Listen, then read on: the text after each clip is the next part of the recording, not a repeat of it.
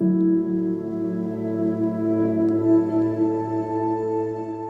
everybody, I'm Mary. I am a healer and the teacher here at Earth and Star Spiritual Wellness Center. Welcome home. This video is entitled The Fearless Leader, but it's really not so much about leadership as it is about authenticity, about who you are, about your destiny and your destiny expression.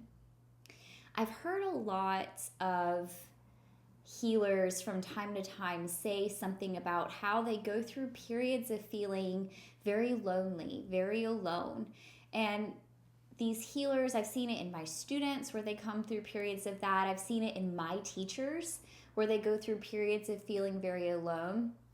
And having gone through it myself, I feel like it's something I'm really being called to address here in this community because there's a perspective shift that I think needs to happen for us to really understand what this means. So this, even though I'm speaking directly to spiritual healers and teachers and people on the spiritual path, otherwise you wouldn't necessarily be on this channel, but I do have a generalization for everyone else also who may not consider themselves a spiritual leader in their community, a healer, a teacher, a psychic, things like that, people who haven't really tapped into those gifts yet. But for now, when we're talking about people who are on that path, the spiritual path, healers and teachers and psychics and people who have tapped into your gift, from time to time, you come into a space of feeling very alone, very unsupported, like you're just the only person here to sustain what you're trying to build. And that's true. There's a reason for that. Your destiny is yours alone. Let's repeat that. Rewind and play again. Boop. Your destiny is yours alone. You are the only person given the very specific frequency that you are. You are the only person on this planet with the special perception that you have. You are the only person on this planet who has gone through every single experience, every single relationship, every single thing that you have ever thought about, felt, or experienced is yours and yours alone, which means that you are the only person who is of the frequency that you are. So yeah, this could feel very, very lonely. Or it could feel invigorating and powerful. I am the only person here who is this. I am the only person who can do these things. I am the only person who can do these things this way.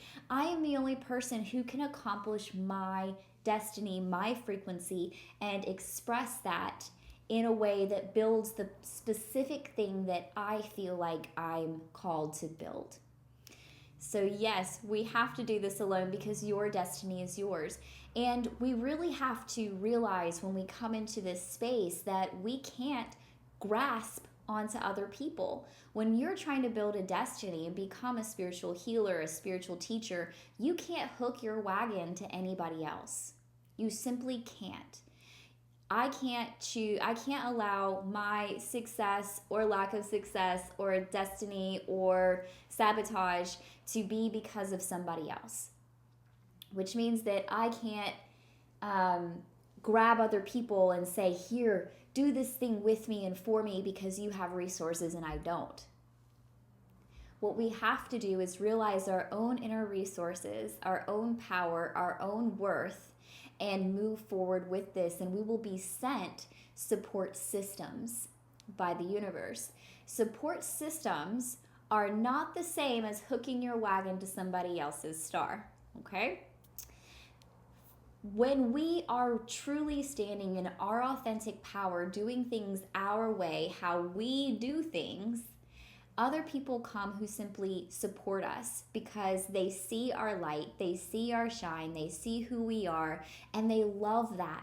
They love how we are us. And they want to support that. They want to be a part of that. They want to soak that up too as you accept them for who they are and where they're going with their lives as well. And so everyone begins to help each other a little bit as we build a future together. but nobody else is going to be able to do the exact thing that you're called to do. They may be able to help with resources. They may be able to help emotionally from time to time, but nobody else is going to be able to accomplish the thing that you were sent here to do. And this is why a lot of healers fail, because they sabotage themselves. They come to a space where they feel alone, they feel the bigness, the responsibility of what they're called to do and what only they alone can do. And instead of trusting and standing in their power and allowing support and resources to come and to keep moving forward, they have a freaking panic attack and they say, there's no way I can do this. This isn't sustainable. Let's let it all fall. It's easier just to go back to a 9-to-5 job. It's easier to just not use my gifts.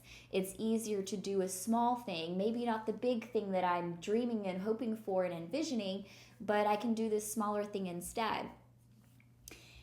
Sabotage and fear, it is all just the one thing that we're really terrified of. We think that people are most afraid of betrayal or abandonment or rejection. We think that these are the things we're actually afraid of, but the thing we're actually afraid of is our own power. We're afraid that when we stand in our own power, when we get really big, that it won't be sustainable, or that we'll fail, or that people will watch us fall. We don't want to be seen. We don't really want to be that big because we fear that we aren't as big as our vision. And you will never be given a vision that's too big for you, ever. Remember, you are God in a body, the ocean in one drop. You are everything and all that is. But given this tool with hands and legs and a face and a mouth so that you can express the destiny that's inside of you, so you can express your pure, authentic frequency, because nobody else is your frequency. You're the only person who is you and the only person capable of bringing to the world what you've been told to give to the world. This also means healers, teachers, psychics, people who are building their destiny. This also means that everything you build has to be built with integrity. I talk in my personal trainings about integrity because when we think of integrity as healers, we think that it's more like doing good, not stealing, not lying, being a clear channel, being there for the other person. And all of those things are really good things. They're very integritous things. But what I really want to talk about is the integrity of your building, the integrity, your structure, the integrity, the inability to be shaken, the inability to fall, the stability of what you're building. That's the integrity that I want to talk about. Because when we are building something, if we begin to build it with fear or distrust or resentment, what we build will eventually not sustain. It will either fall, or we're going to be told at a later date, okay, it's time to rebuild, rebrand, tear down, and we're going to have to move all of that stuff and start something new. Sometimes this is a very necessary thing because you don't know what you don't know, and you only know what you do. So as we're beginning our journeys, we have growth that needs to happen, and that growth only comes through experience, through the hands-on learning, through this visually seeing.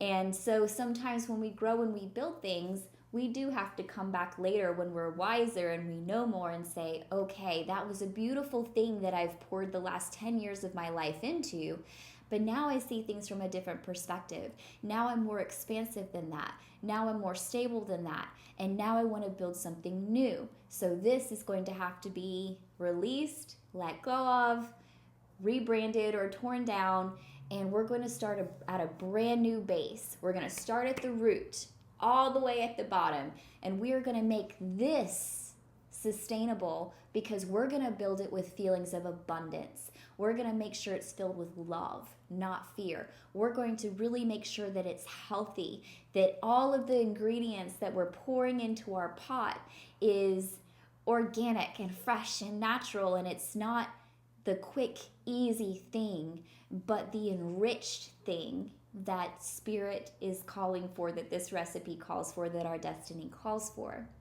And in this way, we create an integritous foundation and a stable base to build all other things. This also works with your chakra body. Some people are really, really into let's work on the third eye, or let's work on the heart.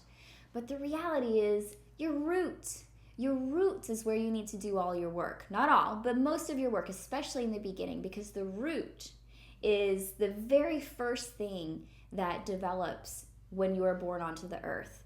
And it's the first thing that develops for a reason. It's your foundation. Everything else, all of these other chakras operate on top of your root. So if your root is unstable, if your root can't trust, if your root is fearful, if your root has been abandoned or abused, then anything else you build on top of that before the root is stabilized and healed will eventually be unsustainable and will fall. So we always have to come back to the foundation, come back to the root so that we sustain what we build, so it's built with integrity. And so this feeling that comes to us of being alone is simply the awareness that we are big, that we have a destiny, and that we are the ones to achieve that destiny. We can't rely on other people. I can't pull people into what I'm doing and say, I need you to do this with me and for me, because then it won't ever happen. And if it does, it will end poorly because it's not meant to be that way. And I think that's what really makes Earth and Star, the nonprofit, something beautiful. Because I was given this vision. I was given this destiny of what needs to happen.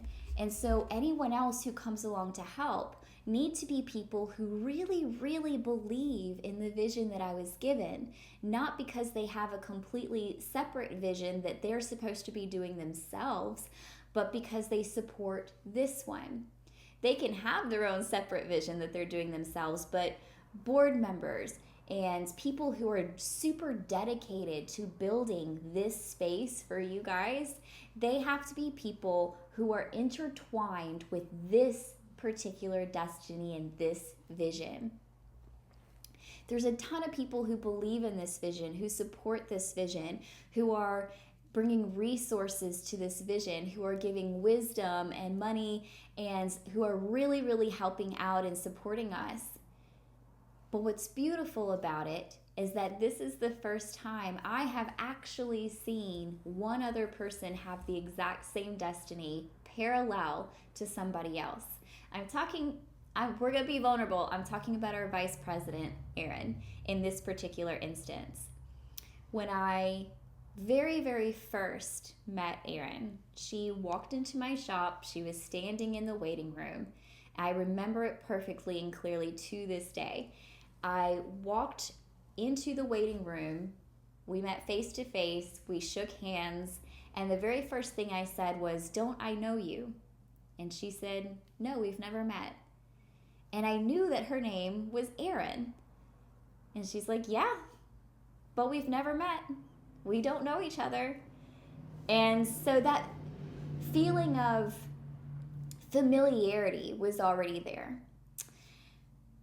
Let it go. Whatever. I had no guidance on it. But she came as a student.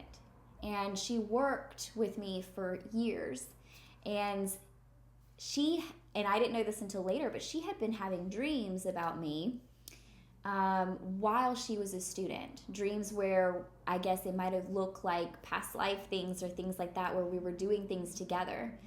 And she told me these things much, much later. I didn't know this while she was my student.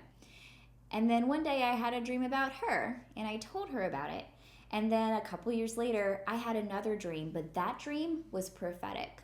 The dream that I had years later was telling me very, very specifically, this person is going to leave. This person is going to stay. This person might be perpendicular to you, but the person you're going to achieve your goal with is Aaron.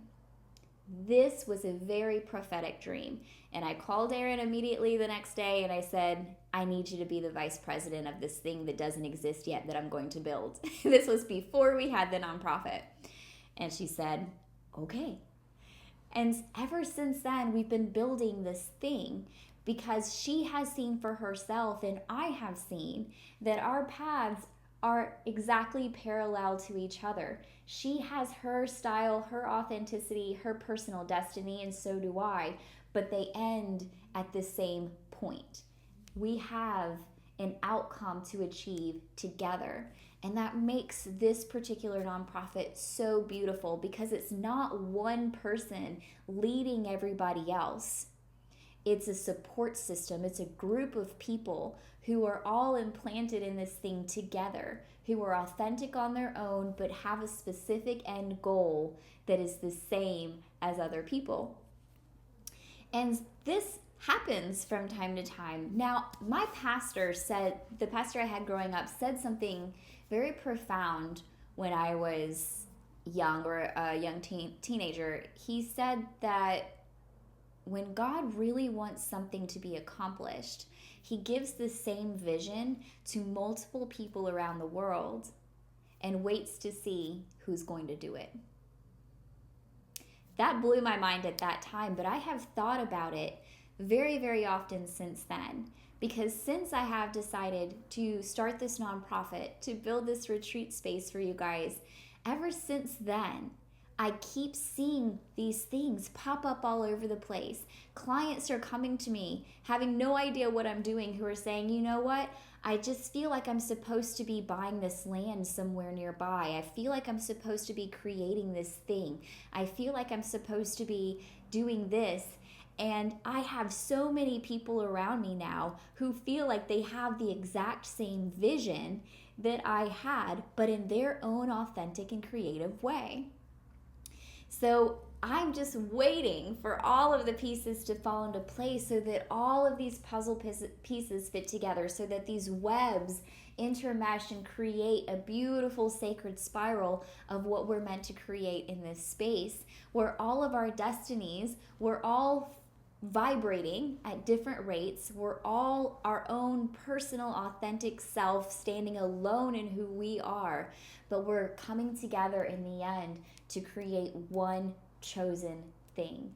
And it's going to be beautiful. I can't wait to see how it comes about. So when you feel that aloneness, when you feel that lack of support, when you feel that you're the only person who has to make something happen, go ahead and just accept that. Yes, you are the only person who can walk your personal path. You're the only person on your path. It's your path. It's yours.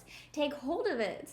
Do something with it, because eventually you're going to be brought support. You're going to be brought to the other people who are parallel to your path, the people who eventually will be at your end point also. And if you're the only person meant to be at your end point, meaning that this is a solo thing, not a group thing, something that can be completely sustainable by you and you alone, you will still have a support system. You will still be brought the clients that you need, the wisdom keepers that you need. You will still be brought all the people who you need to guide you along your path. The important thing here is that as people, we don't try to attach ourselves to others out of fear. So this means when we're having those negative emotions, even outside of the healers and the teachers and all that stuff, just in your normal day-to-day life, we look to our friends to sustain us emotionally. And that is not going to get you to your destiny. We know that this is what friends do. Okay, it's good to have friends. It's good to vent. It's good to get things out there and let people share different perspectives for you. But ultimately, you and you alone are responsible for your growth, for your emotions, for your cycles. And if we reach out to someone else every single time that we have a negative story, a negative emotion, a negative thought, and expect them to fix it for us, then we never actually stand in our own power. We are continuing to play victim to circumstance, and we keep repeating negative stories in our minds over and over again without getting ourselves out of victim mode, always keeping other people in that space of rescuer for us or bad guy, and we never actually come into the fullness of who we're meant to be. Sitting with our negative stories, understanding why they're there, where they come from, and how we personally can pull ourselves out of that, whether doing our healing work or just through riding out the wave, because we know everything comes in cycles. So maybe all of the hard things that you're doing, maybe all the negativity, maybe the perception of being alone lasts for a week or two, and then you're fine. And you don't have to upset everyone else in the process. You can just ride. You can just trust in the spirit and trust in the universe and just let everything be okay, even when it doesn't feel okay, because everything's okay. These are the things that we can't grasp onto other people for. We can't grasp onto others to rescue us. We can't grasp onto others to bring us to success. We can be guided to certain people who have wisdoms, who have resources, who we know can be of use along the way. But ultimately, everything in your destiny is up to you. And this is a beautiful, beautiful thing to realize, to work through, to move through. Because that means that when you have accomplished the thing that you've been dreaming of, you have no one to thank but yourself. You get to be the person that you've dreamed you could be your whole life. You get to be responsible for all of the love and all of the safety and all of the beauty that you created. We thank our teachers. We're grateful for our friends and for our support systems and those who guided us along the way. But ultimately, they didn't build this thing brick by brick, step by step. You did. You did this. So congratulations. Wherever you're at right now, you did this on your own. And you created something very, very authentic. So if we bring all of this into the people who haven't quite stepped onto their spiritual path or opened up their spiritual gift, the people who aren't spiritual leaders, teachers, or healers, that's okay. This might be because you just haven't found your path yet. You may not have just been pushed onto the path, or you just may be on the path and not have the awareness that you are, because we're always walking the path. We're always moving towards where we're supposed to be. But really all this is your destiny expression. Every single thing that you do is an expression of who you are on the inside and of what you're vibrating at on the inside. So if you still have feelings of low self-worth, low confidence, lack of safety, scarcity, your path right now might look like and reflect those things. It might look like losing jobs. It might look like a lack of abundance. It might look like people tearing you down, calling you names. It might look negative, because we still have healing work to do on the inside. We still have foundational spaces to create stability within on the inside. And so we're just working on building your worth and your confidence so that you can come into your authenticity, who you are as a person, what you're meant to be and what you're meant to do, your authenticity. And that power, that empowerment, that strength is what makes you you. When you are building what you want to build, you're not just copying something that somebody else has done. You're not just taking every single piece of everything that your teachers have given you and recreating that as your own. Meaning recreating exactly what they did and saying it's yours. You are taking everything from everyone that you have ever come into contact with. You're digesting that, you're masticating it, digesting it, learning what it means to you, allowing it to change you so that you become. And then you change it into your frequency. Let it become you and express that in a different way.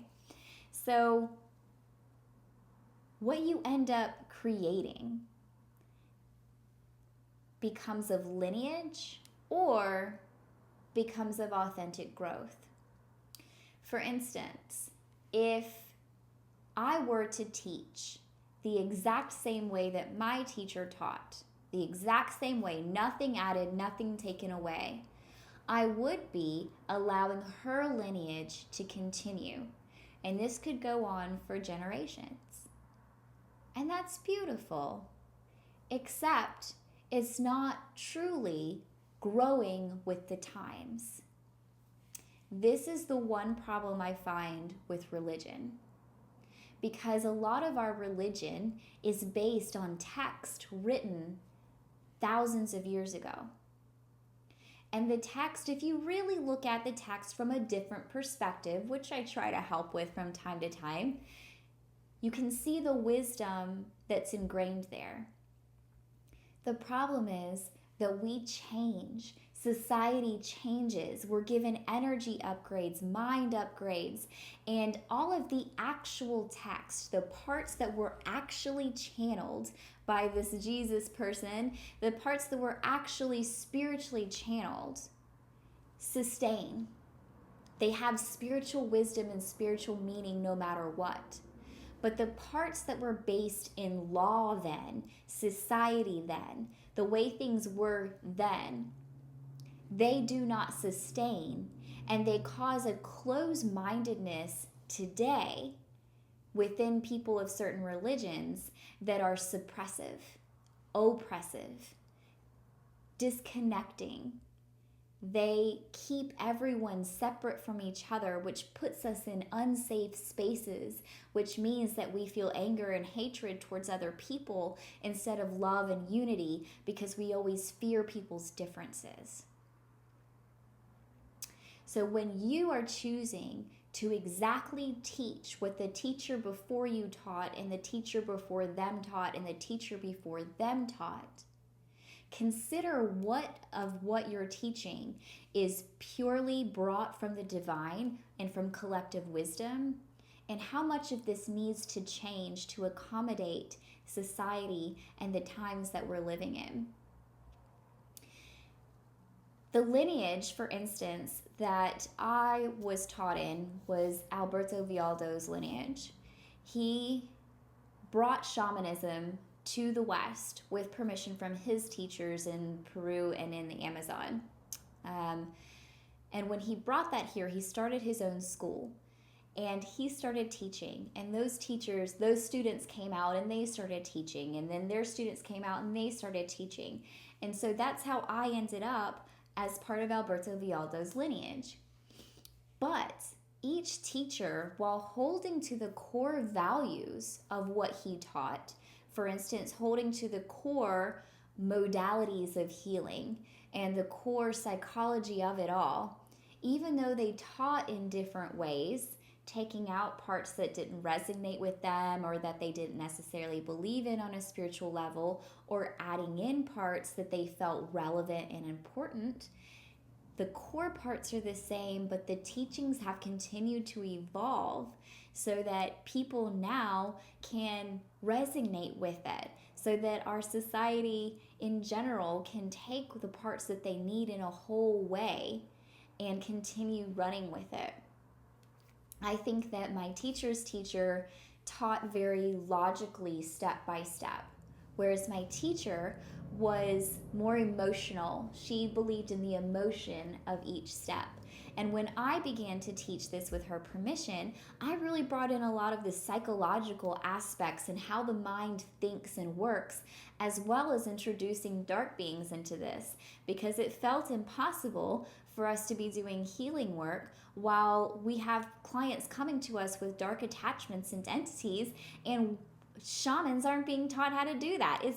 It actually blew my mind when I started working with my teacher and I realized that there were healers and shamans out there who do not work with dark beings. And I was like, how? What are they healing? If you can't work with dark beings and entities, what are you healing? What are you doing with the darkness? Because that's what healing is. It's taking darkness and turning it into light. And so if you don't work with dark beings, I'm not talking about you. Love you. Okay.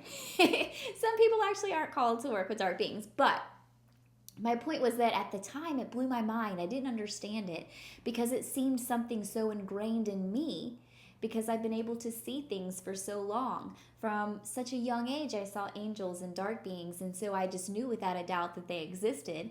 And it never occurred to me that other people didn't believe that way, or that they simply weren't called to work that way.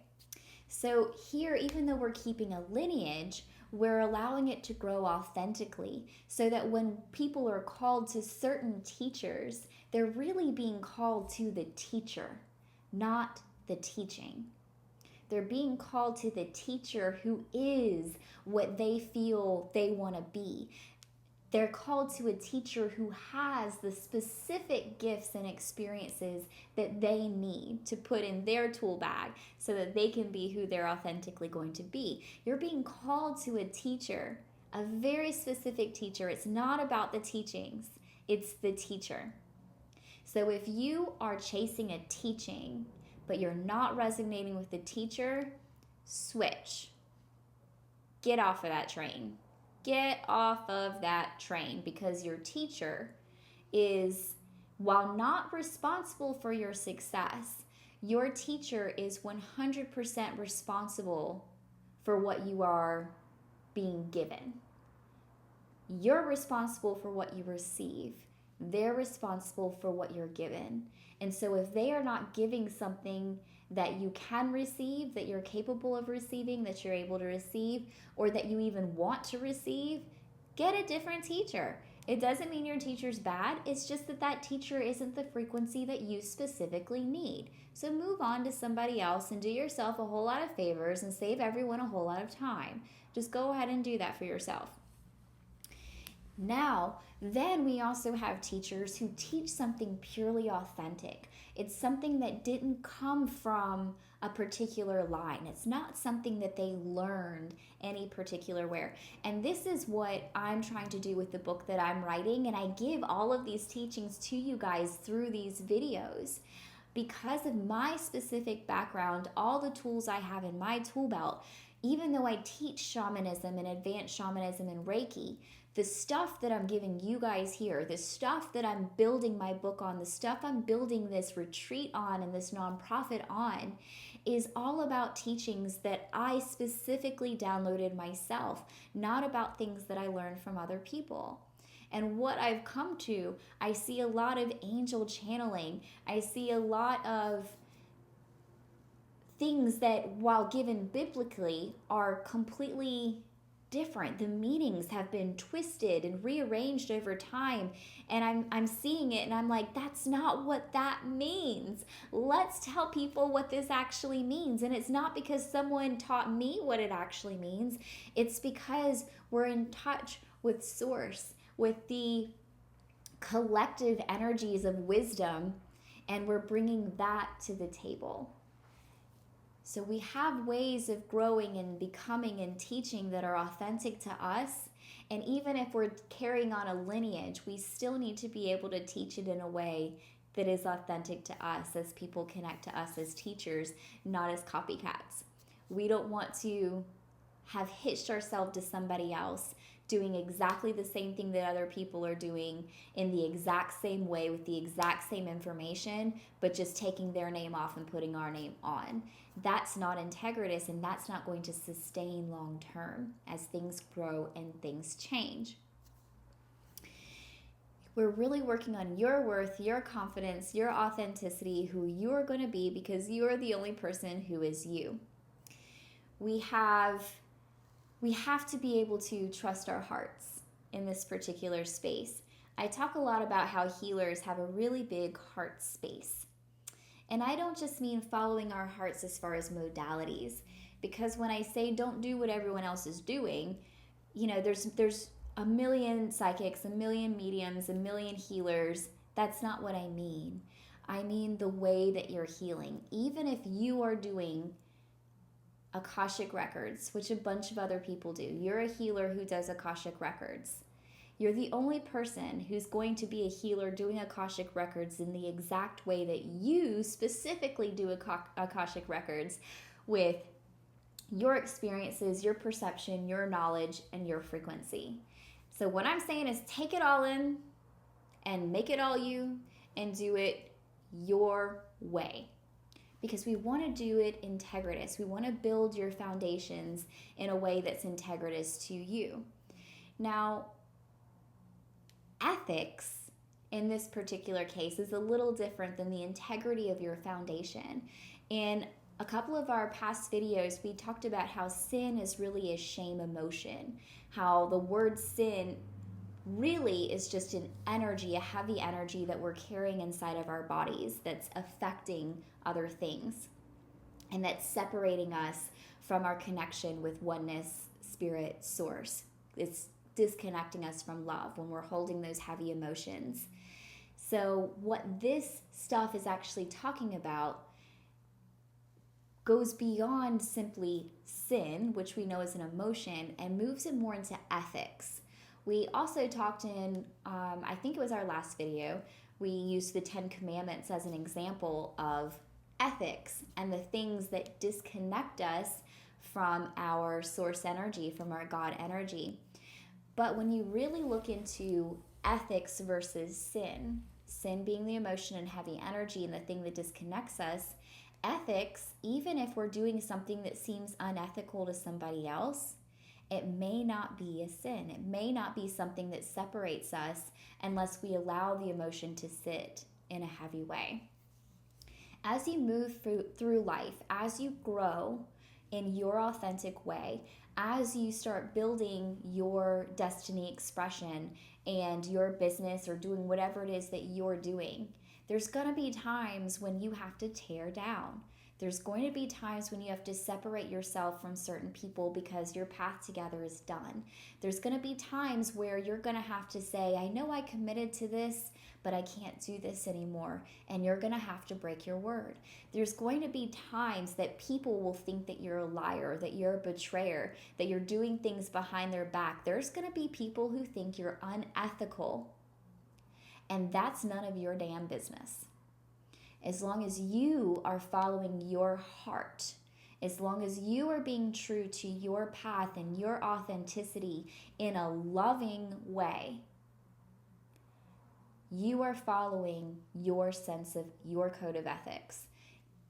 You can go ahead and just tear down, if you're going to start on your spiritual path, go ahead and just tear down everything that you think of as ethics. Anything that you think of as being integritous, because you might be called to do things from time to time that you have built up a strict code in the past of being unethical. For instance, keeping secrets. I've actually met people who cannot keep a secret, who think that when somebody tells them something that they have to do something about it, or that when something happens to them they have to tell others about it, otherwise it's unethical. They feel like it's unethical to hide things, is what they say. But when you're called onto your spiritual path, you might be someone who sees and knows a lot of information, and you're specifically told, don't tell them. Don't tell other people. Keep this to yourself. Let the seed grow. Keep it sacred. Keep it holy. Don't show everyone your baby yet. Let it be what it is. Don't tell anybody. And you're going to have to hold that. You're going to have to hold this seed, this destiny, this baby inside of yourself, and not show your whole hand of cards to everyone else, because they could tear it down or influence it or taint it in some way before it's ready to be born. And so that might look unethical to you because you're not used to hiding things. It might look unethical to them because when it does finally come out, they're like, why didn't you tell me? Why did you hide this from me? And that's really their own sense of abandonment or low self-worth, or not wanting to feel blindsided by them. And that's by things, and that's fine. But that doesn't mean that what you did was unethical. As long as you're following your heart authentically, and your perspective is one of love and of innocence and one of pure creation, then you are being ethical, and what you build will be built on a steady, firm foundation that's integritous, that will sustain, that will last, that will build, that will grow. And of course, I don't mean doing anything mean or unkind or flat out lying to people. You can say things like, I'm not being called to share that right now, or I really feel like I need to keep this to myself right now. We don't have to be unkind or any of those things, but that's personal ethics as well. But when we're talking about being the fearless leader, that means being in love. And that's really what surrender is. We hear a lot in the spiritual realms of surrender, and in religious terms, they call that submission. And I hate that word. Hate it, specifically because of what religion has done to that word. But when we think of surrender, we also sometimes think of sacrifice. And when I think of sacrifice, I think of that symbol of the cross. And even in the background of some of my videos, you might notice that I have a cross hanging. And that is the sacrifice and surrender space for me. But sacrifice for me only means giving up all of the things that are separating me from source, that are separating me from my authentic destiny, that are separating me from love. Those are the things that need to be sacrificed, which doesn't necessarily mean sacrificing my flesh by not having any fun or not eating anything good or not having sex. All of these things are normal things that it means to be a human. But if my idea of having fun is putting drugs into my body that hurt and break down my energy levels, I might need to sacrifice that. If my idea of eating things I want to eat is causing me to become obese, overweight, bringing down my energy levels so that I cannot do the things that I need to do and create the things I need to create and have the mobility to physically do the things I need to do, I might need to sacrifice that area. If my idea of being in a relationship with somebody is making me build bonds emotionally and energetically to people who don't actually support or are not in line with where I'm going with my destiny, then I need to sacrifice that relationship so that I stay in line with my heart. Not my heart, my heart. When we think of relationships and romantic relationships, people are like, oh, I'm following my heart. What you're actually following, honey, is your desire to be loved, accepted, needed, and admired. But if you love, accept, need, and admire yourself, then you can easily see which of these relationships is in line with your destiny expression and where you want to be, and they are all in line with that too, and they want to support that, and you guys want to grow that way together. That's fine. Otherwise, this might be a sacrifice. And when we sacrifice things, all that we're coming to is interconnectedness with love, interconnectedness with who we actually are on the inside. We're teaching ourselves how to be in love. And this is also the meaning of forgiveness. Now, people who have trouble forgiving or have trouble forgiving a certain thing, the reason we have trouble forgiving is because when we forgive somebody, our subconscious mind is saying, if I forgive them, that means that what they did is okay. And it's not. We still feel hurt. We still feel like we need to protect ourselves. And even once we've healed through the pain of it and the trigger isn't there anymore, we can still know that what they did was not okay. So when we forgive, we're not saying what you did is okay and I'm okay with you again. When we forgive, what we're saying is, I'm releasing all of these negative emotions, all of this negative energy, all of these imprints. I'm releasing everything that's telling me that I'm less than, that I'm worthless, that I'm not good enough, that I'm small, that I'm incapable, that I'm unworthy of what I am and what I deserve. I'm releasing all the things that you taught me, and I'm coming back into being in love. I'm coming back to myself, my authenticity, my idea of my God self. That's what forgiveness is. It's being in love.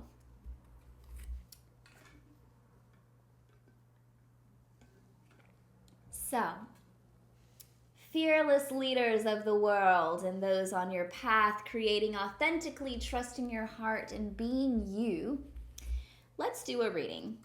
I was called to do a destiny reading and a love reading. I was also called to do it from a deck that I don't normally do on-the-fly readings from, except when I'm working with aliens, because it's not a deck that I readily just kind of know everything about. So, saying all that to say, if it takes me a minute to channel, it's because I was guided to a different kind of deck. Destiny readings. Ooh! And this is specifically for all of you guys out there who will be watching this. Okay, when it comes to your destiny, the first card that I pulled is the Mount Shasta card. And I really love when I get Mount Shasta because this is a mountain that I really connect with. I like to do power journeys to Mount Shasta to get energy from Mount Shasta, to connect with the aliens inside of Mount Shasta. But this is what that card looks like.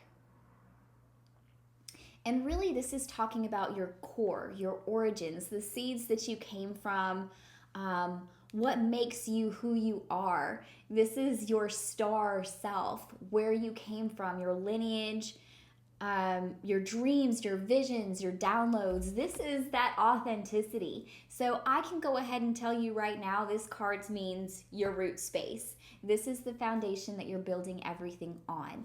You are understanding that your lineage from all of your past lives, your starseed lineages, your lineage from your family in this life, all of your experiences, all of your learnings, everybody you've ever encountered, and then you taking all of that and making it in love, in your heart, and creating it to be authentically you. This is your foundation. This is what you will build your entire destiny on. I love this. Hold on, I feel like there's a message coming through around that.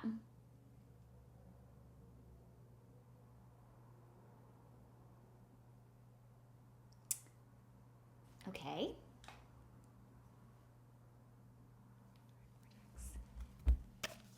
I'm writing this down.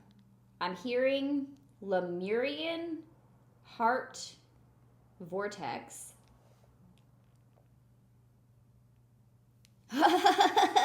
Okay. All right. I'm supposed to be doing a recording with Kevin the Healing Medium, and what I'm being told, a message specifically coming in right now, I have chills, is that in that episode, him and I are going to open a Lemurian heart vortex. And you're going to have to watch his channel when that comes out to see that, because I don't know what this looks like yet. I literally just got the word, but I wrote it down, Lemurian heart vortex, and him and I are going to do that. Okay? Oh, I'm so excited. I'm glad we did this reading. Okay, now the second card that I pulled is the High Heart Chakra. Now, I really, really like this card for a destiny pull also, because the high heart isn't like a main chakra. It's more like right here. And it is considered the high heart or the low throat. The throat is what I consider to be the space where you align your destiny with all that is. You align your destiny with Source, with God. This is where your wants align with your chosen path. And there's this little place right here that quite often energy healers will tap on to open this space up.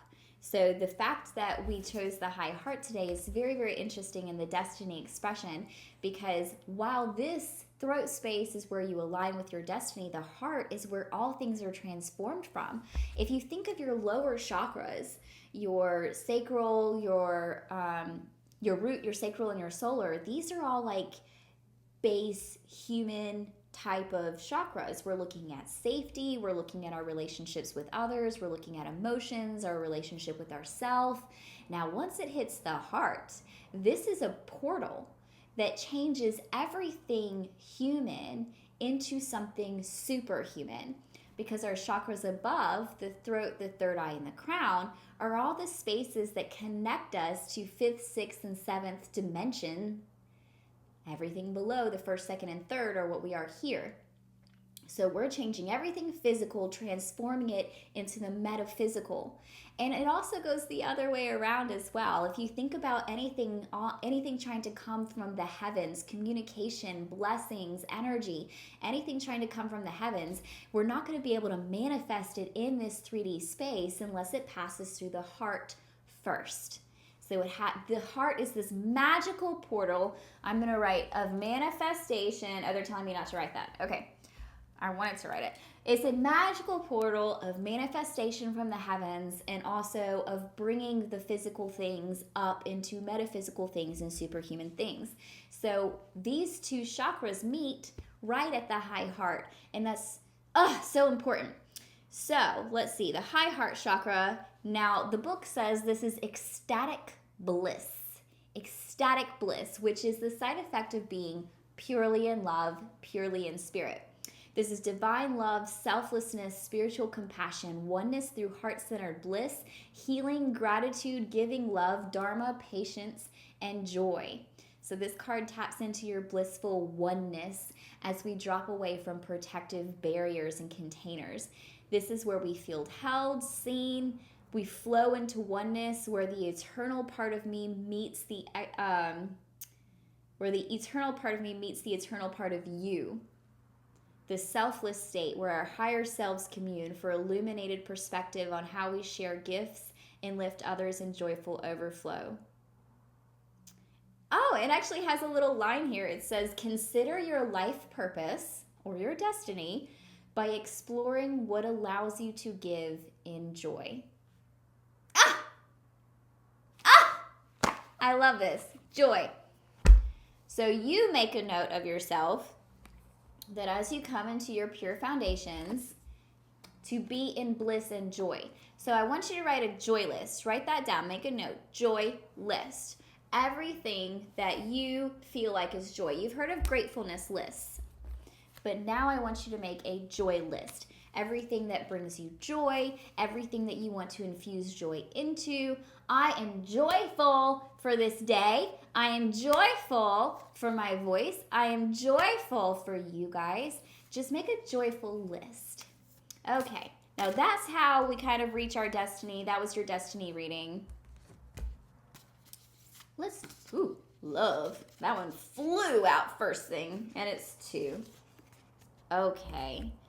A love reading here. This is it. I don't normally do love readings, I don't think. Okay, the first one that came out is our ancient future.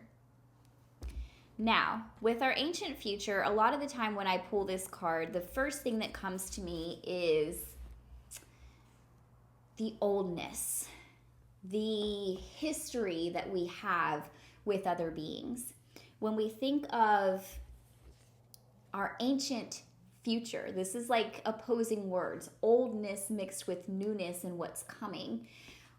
A lot of the time this tells us that since it's a love reading, your relationships, your relation readings, this is telling us that the person who's coming, the person that we're connecting with, the person who we are in this relationship with, whether it be a lover or a friend or a business person, that when we are in this together, this is an old soul kind of bond, that we have done things together for many, many lifetimes, that we have experienced many, many things together, that this bond is not something easily broken. It is not something that's thin, that's still needing to be built. It's something that we have had since the beginning of time. It's timeless, it's fearless, it's brave, it's courageous, it's old, it's wisdom. The book says that this is wisdom from ancestors who hold the keys for the future, an ancient remembering, bloodlines, how the past affects the future, a time to step up, timeless power symbols, and activations for powerful shifts. So I'm being told to write down activations. I'm actually being told I can write down the word activations. Okay. Now, like I said, you're going to have to watch Kevin's episode with me in it that's around to see how all of that fits together. I'm just writing notes. But this also said that as illuminated beings ready to make a change in the collective consciousness, as illuminated beings, that's all of you guys. These are our fearless leaders and the people doing the healing work on their spiritual path. As you guys get ready to make a change in the collective consciousness, we can take on what seems like more than our fair share of heaviness, but we may be clearing some of the wounds from our ancestors and from the past. So with this in mind, we ease through the waves, allowing guidance and empowered perspective to lead us to greatest good. So what this card is saying is that in your relationship, there might be heaviness from past stuff that you're clearing down the line, that you're pulling in, and that you're clearing out, moving towards a wise future because you have such a stable foundation. Then the second card for our love reading is New Blueprints, which I find interesting because we have a ancient card and then a New Blueprints card. Now this card I've actually never pulled before, but kind of the download that I'm getting around this is that even though you have such an old, strong bond and you're clearing so much from the past to make a beautiful future, knowing that all of the things you went through in the past were preparing you and growing you and giving you strength and gifts to move into the future, that you are going to be creating new things as you move forward also. This isn't just things that you set up before. You're going to be getting upgrades, genetic upgrades, energetic upgrades. This is going to be where you get to evolve as you grow. You get to plant new things along this timeline where you get to decide what you want to be as you go and continue to grow into that together. And the book says, be the change, take action, take a step no matter how small, ignite an upward spiral, make a positive change, ethics and compassion, creating a ripple of light. Be the change that you wish to see. Beautiful. Ignite the tiniest upward spiral of improvement. So this is really pushing us into the energy, the upward energy of growth, expansion in the future. So as you make your joy list, this really falls in line with that, because anything that creates even the slightest upward change in your energy or positivity is creating an energy vortex towards the future that will be infused with those things.